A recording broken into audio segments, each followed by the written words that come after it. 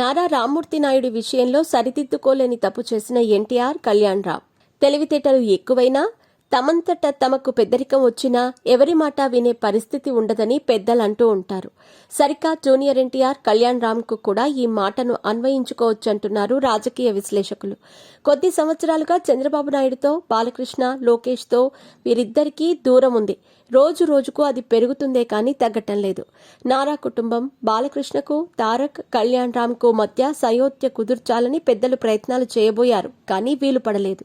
చంద్రబాబును అరెస్ట్ చేసిన సమయంలో కూడా ఈ అన్నదమ్ములిద్దరూ స్పందించలేదు. హరికృష్ణ జీవించి ఉన్న సమయంలో బాలయ్య వీరిద్దరినీ బాగా చేరదీశారు. తర్వాత ఏ కారణాల వల్లో తెలియదు కానీ అంతులేని దూరం అయితే పెరిగింది. చంద్రబాబు నాయుడు ముఖ్యమంత్రి అయిన తర్వాత మాత్రం జూనియర్ ఎన్టీఆర్, కళ్యాణ్ రామ్ ట్వీట్ చేసి సరిపెట్టారు. తారక్ ట్వీట్కు చంద్రబాబు తిరిగి సమాధానమిచ్చారు.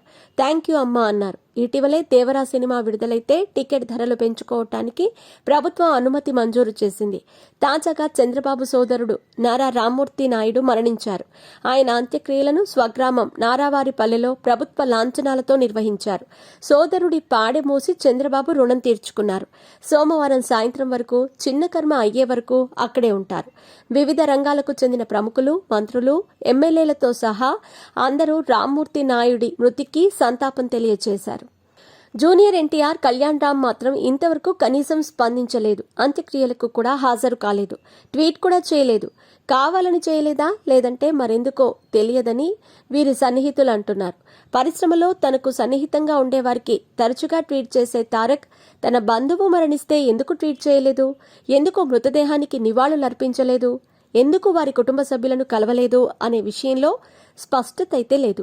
కారణం వారిద్దరికే తెలియాలి.